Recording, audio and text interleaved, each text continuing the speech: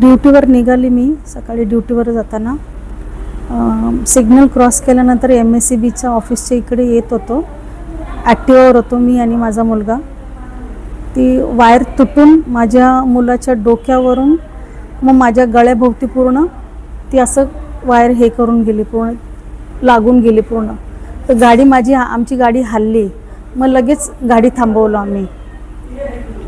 मग तिकडे MSEBच्या ऑफिसमध्ये विचारलं, त्यांना सांगितलं की असं असं झालं आहे. तर ते लोक बोलतो आम्ही स्वतःहून केलं आहे का, ते झालं आहे, आता आम्ही काय करू शकतो. मी म्हटलं तुमचं काम आहे ना नागरिकांना अलर्ट करायचं की असं असं काम चालू आहे. त्यांचं झाड तोडायचं काम चालू होतं. तर ते बोलतात ती वायर तुटली, ते तोडायचं नव्हतं, झाड तोडताना झालं आहे असं, आम्ही काय करू शकतो त्यांना. तर मी म्हटलं अरे तुम्ही एखाद्या माणसाचं ॲक्सिडेंट झालं, हातपाय तुटले किंवा जीव गेला तर त्याचा जिम्मेदार कोण.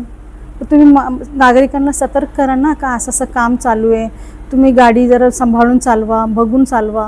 पोराला त्याला असं ते कपाळावर लागलं, असं वायर वरती गेलं आहे, पण लागलं आहे मला असं माझ्या गळ्याभोवती लागलं आहे, इथे लागलं आहे आणि दोन्ही शोल्डरवर पण वायर असं हे करून गेलं आहे. सर जर जीव गेला असतं तर कोण जिम्मेदार.